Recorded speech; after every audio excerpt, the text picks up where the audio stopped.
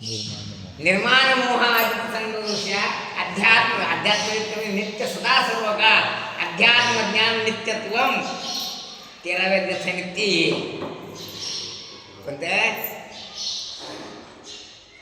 मी सदा सर्व काळ तो अध्यात्म ज्ञानामध्ये जर रममान झालेला असतो असा त्रास होतो. काय आहे सगळं काय दोष आहे. आणि शुकाचार्यांना सुद्धा जनक राजा असं म्हणतो संग सर्वात मना त्याच्या. तुकाराम महाराज सांगतात नकरी रे संग राही रे निश्चळ. काय आदोष आहे आणि तो ज्याला जिंकला त्याला जितसंग दोषा होतात आणि ते या ब्रह्मविद्येचे अधिकारी आहेत. आणि ज्या लोकांनी ब्रह्मविद्या प्राप्त झाली तो ब्रह्मदेवापेक्षाही श्रेष्ठ आहे. संतांचं वर्णन करताना संतच वर्णन करतात की ब्रह्मादिक ज्यांची वंदिती पायवणी इतर तुलनी काय म्हणजे ब्रह्मदेवासारखे सुद्धा असं सांगतात वारकरी संप्रदायामध्ये की ब्रह्मदेवाला काल्याचा प्रसाद याचा अधिकार नव्हता पण तो ब्रह्मदेव सोपान देवाच्या रूपाने प्रकट होऊन काल्याचा अधिकारी झाला म्हणजे संत झाला. असं म्हणजे ज्याला ही ब्रह्मविद्या प्राप्त होते तो ब्रह्मदेवापेक्षाही वरिष्ठ होतो असं विशेष. कारण त्याचा अधिकार त्यानं जे केलं ते अशक्य असणारं करून दाखवलं. कोणतं जिथं संगदोष हा निर्माण मोहा काय म्हणजे मानिवृत्तीच्या ठिकाणी ही मानिवृत्ती आहे. आमच्या बाबतीचा गुरु आम्हाला पाया पडत आमच्या ही मानिवृत्ती झाली नाही ही ज्याजवळ नाही तो निर्माण आणि मोह म्हणजे सर्व प्रकारचा मोह त्यात टाकून गेला. त्या मोदी लेखन विचारलं मी काही येऊ देत नाही म्हणून ते म्हणजे ही आली मला मोह निर्माण होईल राष्ट्रकार्यामध्ये विघ्न निर्माण होईल.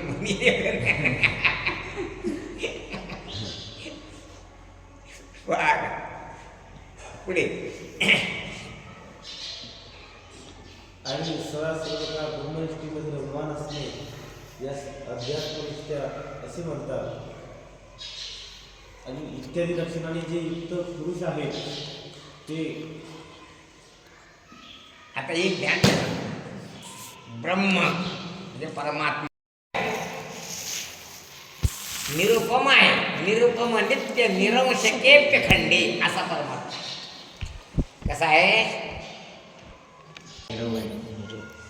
काय पहिला शब्द निरुपम. निरुपम म्हणजे त्याला कशाची उपमा देता येते. तुझ्यासारखा तूच देवा म्हणजे तुझ्यासारखा तूच आहे त्याला दुसऱ्याची उपमा देता येते.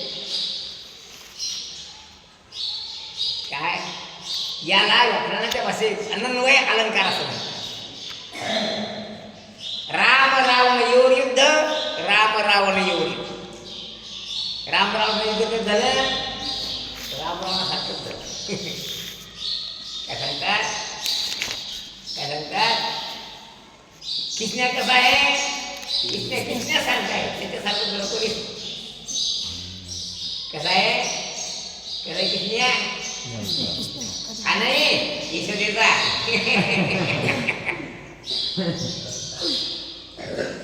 कसा आहे त्याच्यासारखा दुसरा कोणीच नाही. म्हणजे निरुपम मग त्याला कोणाची उपमा देते असं जरा एखाद्या बाजारामध्ये जाऊन असतं कसं आणि त्याच्या तोंडाला उपमा देते मुखचंद्र जरा का असं त्याला ते मुखचंद्र काय चंद्र जातो म्हणजे नाही म्हणजे उपमा दिली चुकीची जाईल. काय नाही उपमान उपमे भावामध्ये त्यावेळी सादृश्य असलं पाहिजे. काय नाही मुखाला चंद्राची उपमा देण्यामध्ये चंद्राचा हसरा असतो तर तो हसरा असलं तर कदाचित ती उपमा शोभेल.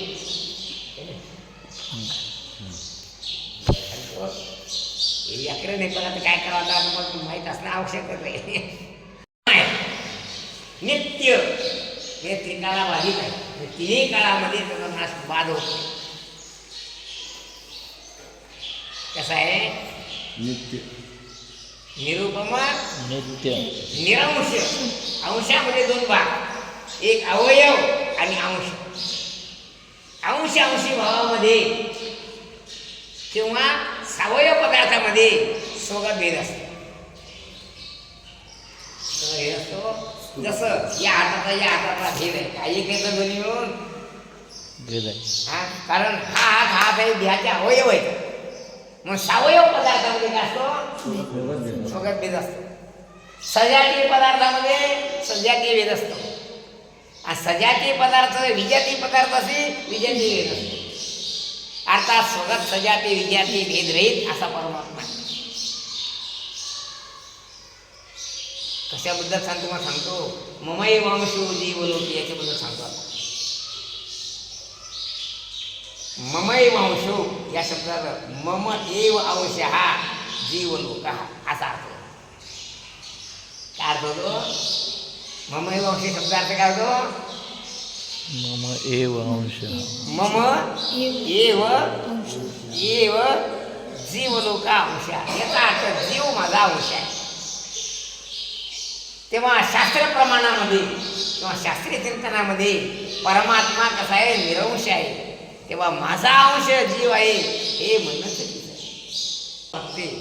विचार केला असता असं ध्यानात येते की परमात्मा निरंश आहे. कसा आहे? निरंश. आणि माझा अंश जीव आहे हे करणं कसं काय बरोबर? तर ज्ञानेश्वर महाराजांनी सुद्धा असंच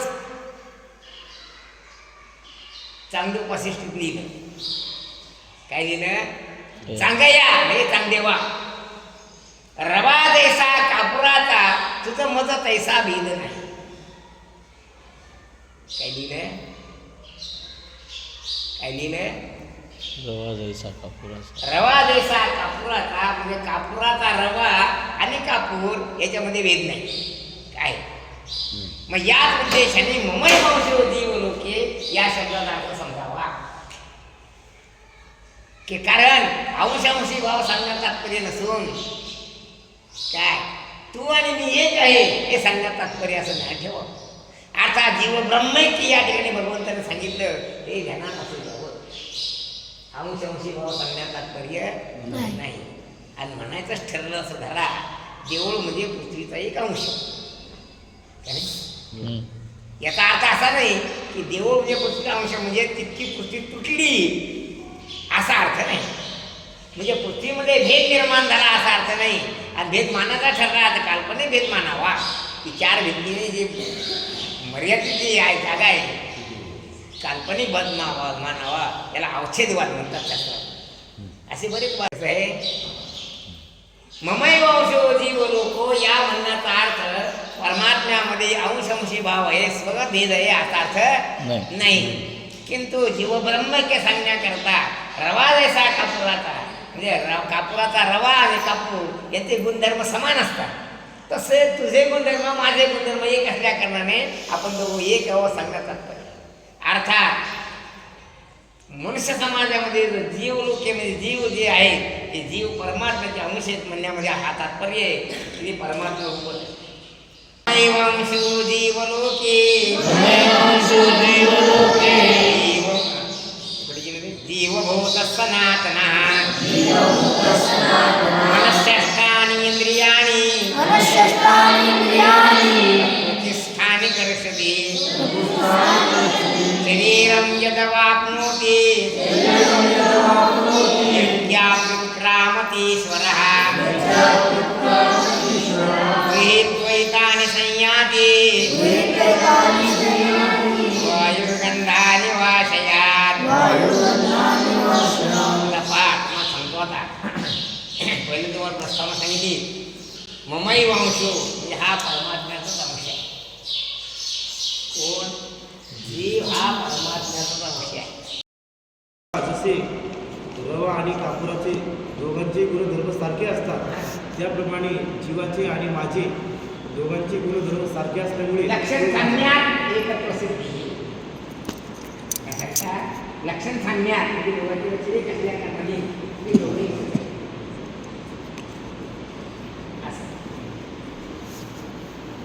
पुढे आता गंमत अशी झाली ही गोष्ट खरी आहे. ममई वंशो जीवलोके जीव परमात्म्याचा अंश आहे पण अंश नाही. काय म्हणतात? अंश नाही. जसं देऊळ पृथ्वीचा एक अंश आहे. म्हणजे जसं व्यवहारामध्ये अंश अंश अलग अलग असतात तशी पृथ्वी देऊळ पृथ्वी अलग आहे काय नाही. काय अंश युवा अंश हा असं शंकरानंदांनी युव म्हणजे त्याच्यासारखा अंश पडण्यासारखा वस्तूचा अंश नाही तो तद्रूपच आहे. जसा मोहन गव्हाणे कोण आहे भाऊ कोण आहे मारुतीचाच अंश का नाही. संतोष गव्हाणे कोण आहे मारुतीचा अंश. तरी सुद्धा लग्न झालं की मारुती घराला मोहन तसं नाही आमचीच येतं पण बाया बायाचं पटत नाही म्हणून आलेला काय कोणाचे येतं आमचेच. आमचीच येतं. माझीची मदन ओळख आणि मीची मी नव्हती. काय सांगतात काय सांगतात मीची मीच आहे पण ते मी होत नाही. जसा मातीचा केलेला घडा अग्नीबरोबर शिजवला हे बरोबर अग्नी बरोबर. शिजवला त्याची माती होती ना आपण काय होती ते अग्नीच. मग हा माठ झालं त्याचा काय माठ झाला त्याचा मातीचा घडा अग्नीबरोबर शिजवला आता त्याची माती होती. वस्तुता मातीच आहे ती पण अग्नीबरोबर शिजवली. काय झालं अग्नी बरोबर. हा काय झालं काय झालं त्याच्यापेक्षा समर्पण दृष्ट्या ज्ञानेश्वर माणसाने पाण्याचं बर्फ गेलं आणि ते पाण्यात टाकलं मग पाण्यात मिसळते का ते?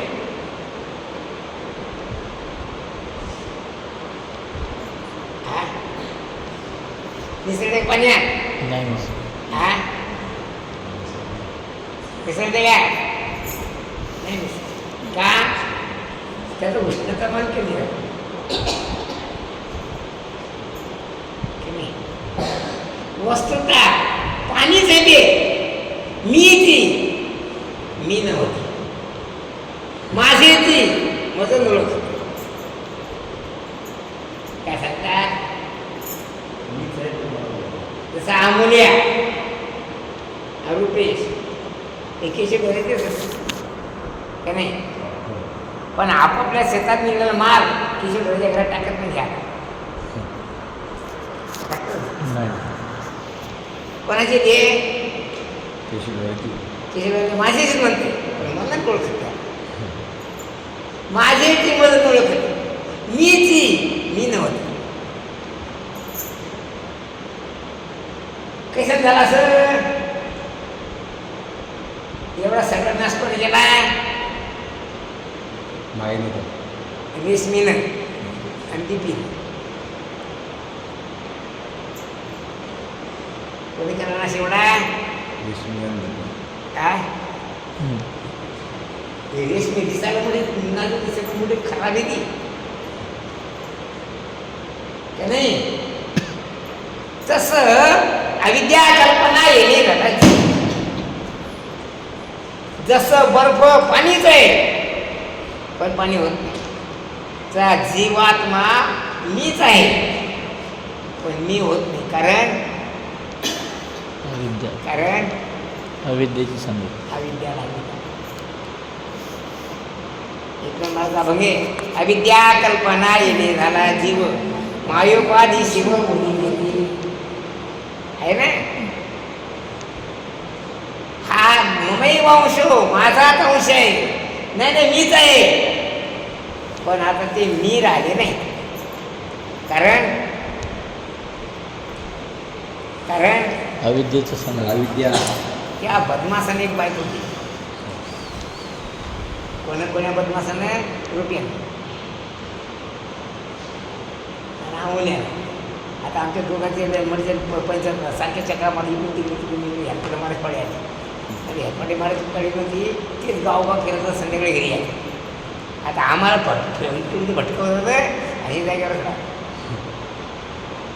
कसं झालं असं अविद्या.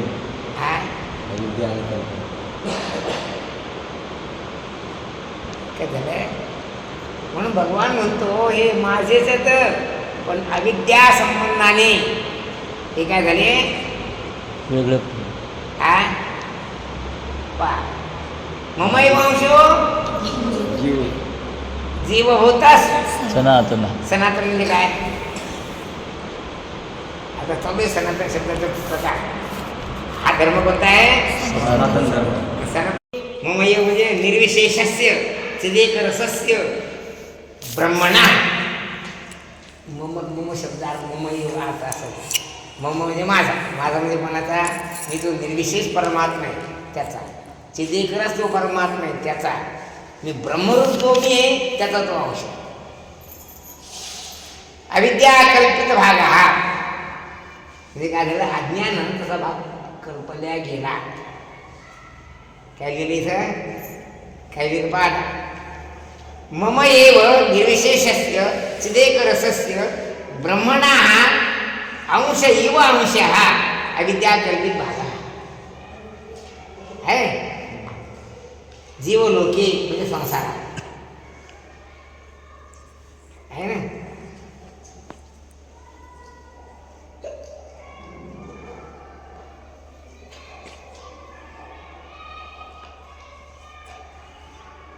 कुठे गेलं मला सणाचं पाहिजे नाही.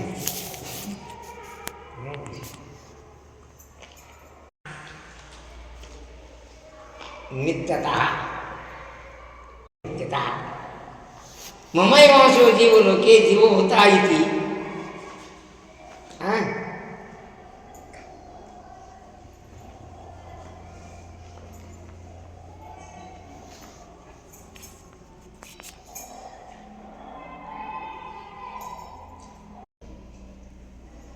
श्लोकद्वयस्यात् अप्यन्य ब्रह्मत्वात् सनातनः नित्यत्वात् सनातनः. शाश्वत नित सनातन. शाश्वत म्हणजे कधी नाश न पावणारा असा हा धर्म आहे. कोणता धर्म आहे. सनातन शब्द अर्थ काय आहे. शाश्वत. दुसरा अर्थ असा होतो सनातन शब्दाचा अनादी काळापासून चालत आलेला. असं कोणी सांगणार नाही की हिंदू धर्म अमुक काळापासून. मी सांगतो तुम्हाला.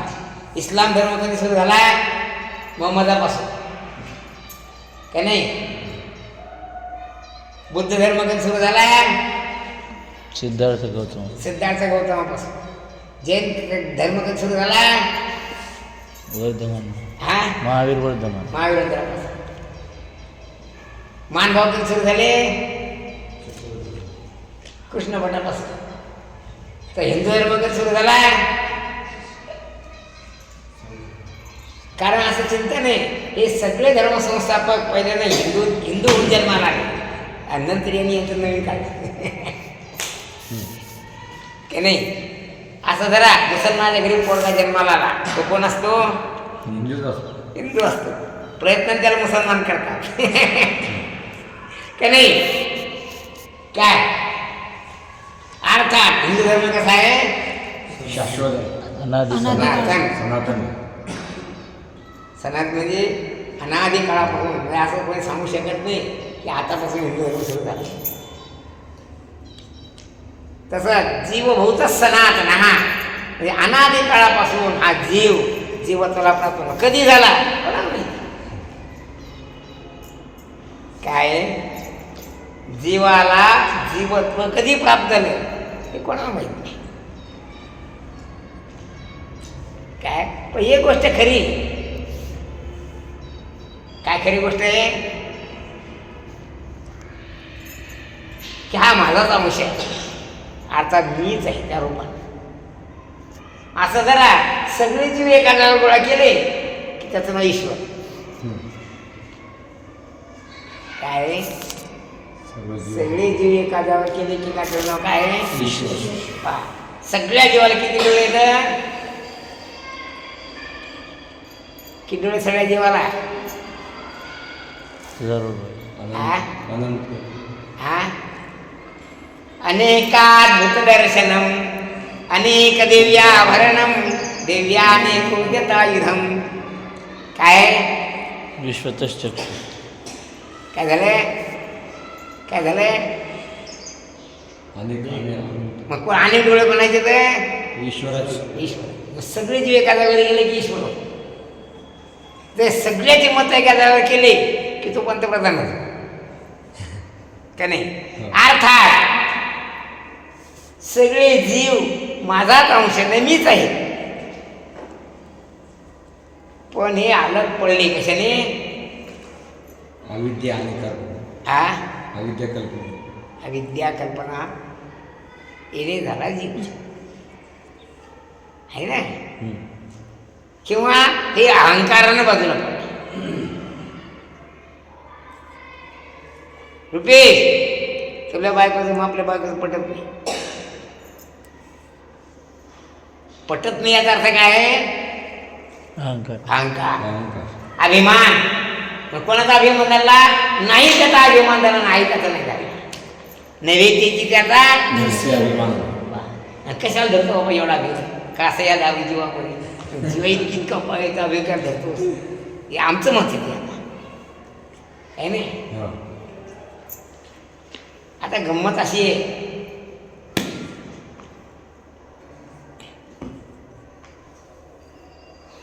शंभर एकराचा मालक बायकोच्या नादी लागला. काय झालंय? हा काय झालंय? 100 एकराचा मालक बायकोच्या नादी लागला. काय झालंय?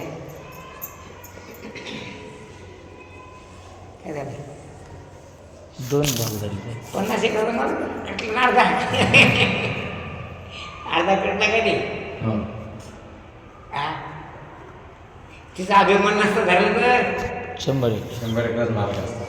हा मग तिच्या अभिमान काय झालं? 2 भाग पडले.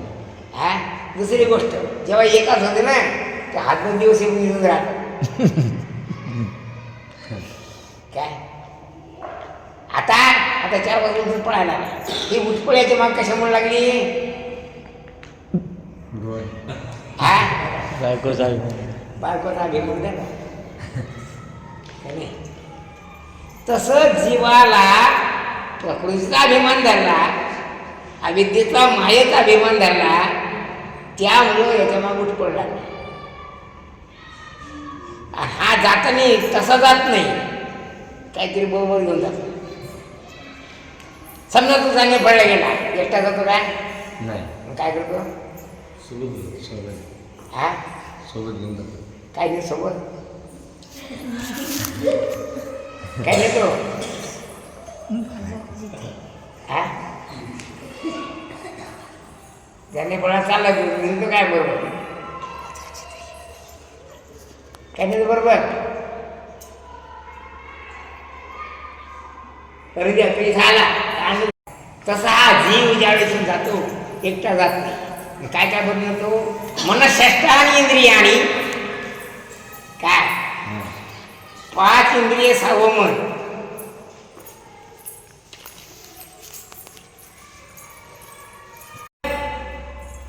प्रकृती स्थानिक करશે.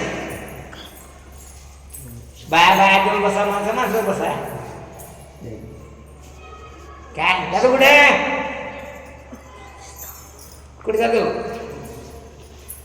प्रकृतीच्या मध्ये. प्रकृतीमध्ये जाऊन मुक्त होतात.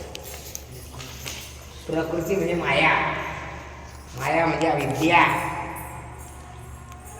जसं गवत वाळले काय उन्हाळा सुरू झाला की गवताचं बी कुठे जाते?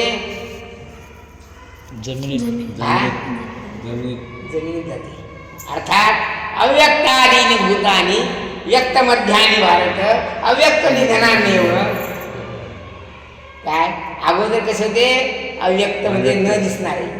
आता गवताचं बी दिसते काय? नाही. कसं आहे? अव्यक्त आहे. पाऊस पडला की व्यक्त. व्यक्त मध्यानी आणि पुन्हा निधनाने मी शेवटून पुन्हा व्यक्त मध्यानी.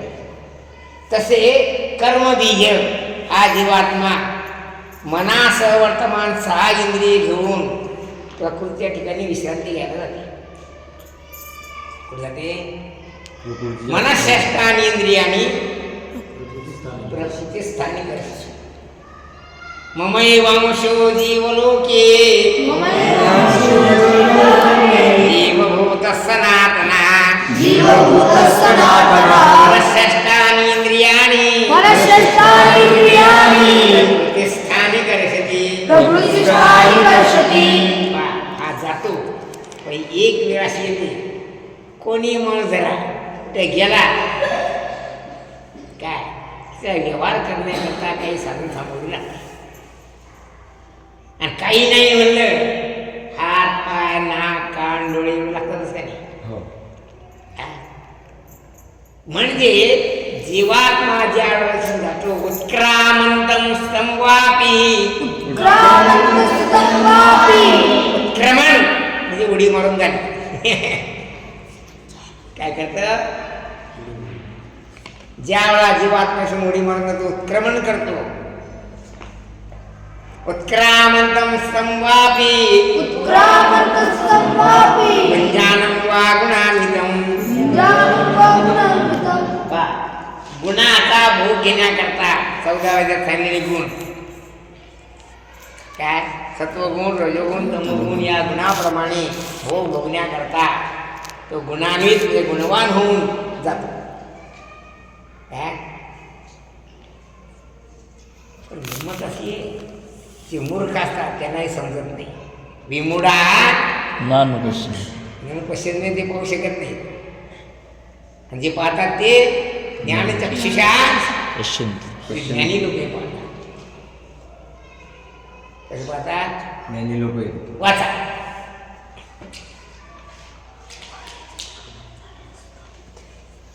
निर्विशेष चिदेकरस परब्रह्माचा अविद्या कल्पित असा एक अंश या संसारामध्ये जीव या नावाने ओळखला जातो. या नाव प्रसिद्ध आहे.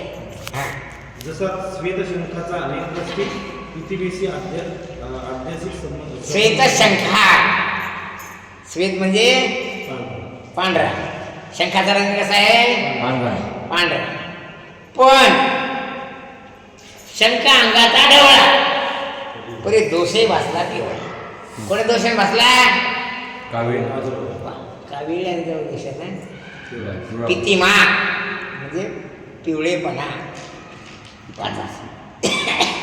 तो श्वेतशंख पृथ्वीशी आध्यात्मिक संबंध झाल्यामुळे त्या पितिमेतामध्ये पिवळेपणाचा त्याला भ्रम निर्माण झाल्यामुळे आता काविळीमुळे प्रमाण दोषामुळे शंख पिवळा भासतो. पिवळा आहे काय? नाही. तसा पुढे तो दृष्ट्यास श्वेतशंख असा साक्षात्कार होतो. हा. त्याप्रमाणे परब्रह्माचा उपाधीद्वारा उपाधीद्वारा देहाधिक उपाधीद्वारा अविद्या उपाधी देहाची उपाधी इंद्रियाची उपाधी या सगळ्याच्या संघटनेने तो सर्वव्यापक खरा पण वेगळा वेगळा भासायला लागला. हा. या उपाधीद्वारा आध्यात्मिक संबंध झाल्यामुळे हा. आत्मा करता भोगता आहे अशी प्रतीती येते. आज्ञा करता मनुष्योहम अशी प्रती यायला लागली. मला काही समजत नाही. आज्ञा मी काही करू शकतो करता आणि मी भोगतो भोगता. आज्ञा करता मनुष्योहम अर्थात आज्ञा कारणाध्यास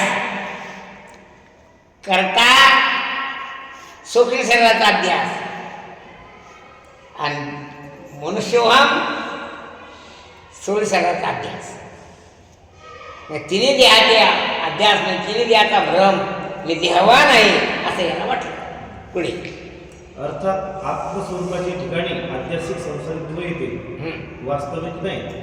ध्यायतीव लीलायतीव ही या श्रुतीप्रमाणे ध्यायतीव लिलाय म्हणजे हा जो देव ध्यान करतो, व्यवहार करतो, सगळं करतो या श्रुती म्हणण्याप्रमाणे. हां, या श्रुतीप्रमाणे देहेंद्रियांचा स्वामी द्वित्व देहाहून देहेंद्रियनाथ कोणती वाटमा. हां ज्यावेळी देहाहून ज्यावेळी बाहेर उत्क्रमण करतो हां त्यावेळी तो मन प्राणासहित सहा इंद्रिये प्राप्तव्य शरीराच्या ठिकाणी अदृष्टानुसार विषय भोग भोगण्याकरिता नवीन देहग्रहण करण्याकरिता जसा वायुगंधास त्याच्या निवाशयातून आकर्षण करतो. वारा ज्याप्रमाणे गंधाला म्हणजे सुगंधाला त्याच्या निवाशयातून म्हणजे फुलातून उचलून घेऊन जातो. फुलांना दिले काय नाही. हा ज्ञानेश्वर महाराज असेल भ्रमर परागून येते तरी कमळ दिले मिळते. म्हणजे भ्रमर किंवा मधमाशी फुलाचा मकरंद करून उचलून घेऊन जाते, पण त्या फुलाला धक्का सुद्धा लागू देत नाही. किंवा वारा ज्याप्रमाणे सुगंधाला फुलातून घेऊन जातो पण फुलाला माहीत होऊ देत नाही. वायू ज्याप्रमाणे गंधनिवाशयात म्हणजे फुलातून गंधाला घेऊन जातो त्याप्रमाणे हा जीवात्मा कोणाला माहीत न होऊ देता प्रकृतीतून उत्क्रमण करतो. पुढे त्याप्रमाणे जीवात्मा अन्य देहास इंद्रियांना मनासह घेऊन आकर्षण केला जातो, हां अन्य शरीरास प्राप्त होतो. हां श्रोत्रम चक्षुस्पर्शनांचे काय काय नेतो 5 ज्ञानेंद्रिय पायकणे श्रोत्र चक्षु त्वचा रसना नाक आहे. श्रोत्रम चक्षुस्पर्शनंच श्रोत्रम चक्षुस्पर्शनांचे रसनं घ्राणमेव च अधिष्ठाय मनश्चायं विषयानुपसेवते. वाचा. श्रोत्र चक्षु त्वगेंद्रिय जिव्हा व प्राण ही 5 इंद्रिये अंतःकरण अर्थात बुद्धी अहंकार ही सर्व भोग साधने घेऊन वर्तमान शरीरामध्ये क्षेत्रज्ञ शब्दाने विषयांची सेवा करतो. पा काय होतो ही इतकी साधनं घेऊन तुझ्या शरीरात जातो, तो तुझे क्षेत्रज्ञ होतो आणि काय करतो या विषयाचं सेवन करतो.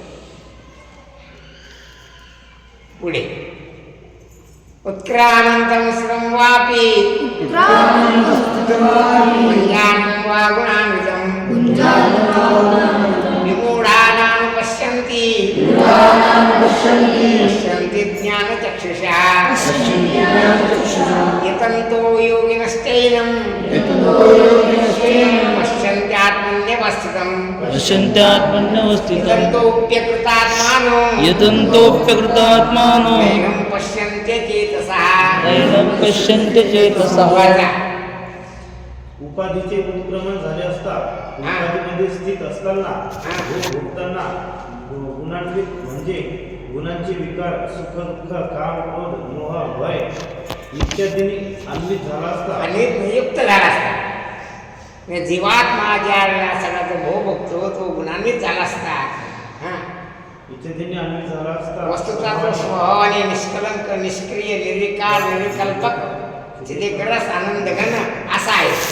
हां आत्मस्वरूपात प्रत्येक भावास शुद्ध चित्तवान पुरुष स्वरूपत्वाने जाणतात. हां इतकेच नाही तर पण कोण जाणतो ज्ञानचक्षु जे ज्ञानी लोक ज्ञान चक्षुषा पश्यन्ति पश्यन्ति म्हणजे जाणतात. पण मूर्ख जे लोक आहेत अकृतात्मानः यतन्तःपि न पश्यन्ति. त्याने कितीही प्रयत्न केले तर मूर्ख माणसाला या गोष्टी दिसत नाही. पुढे पण जे विमूढ आहेत विषय आशेने वशीभूत झालेले दुर्बुद्धी बहिर्मुख विवेकहीन शमदमादी साधन संपत्ती रहित हां गुरुपर्यंत म्हणजे अकृतात्माना त्याला अकृतात्माना म्हणतात. म्हणजे काही मुक्तीकरता प्रयत्न न करणारे. हां गुरु परिचयहीन आत्मस्वरूपात जाणू शकत नाही. हो जो शास्त्रप्रसाद, गुरुप्रसाद, ईश्वरप्रसाद, आत्मप्रसाद हे प्रयत्न आहे. पण ते गुरुप्रसाद, शास्त्रप्रसाद, आत्मप्रसाद हे प्रयत्न आहे ना. हे प्रयत्न जो करतो तो ज्ञानचक्षुषा पश्यन्ति, अकृतात्मनः न पश्यन्ति, विमूढाः न पश्यन्ति. आहे ना. मग कोण पश्यन्ति? यतंतो योगिनस्ते. जे प्रयत्न करणारे योगी लोक आहेत ते लोक काय आत्मस्थम लोकम पश्यन्ति.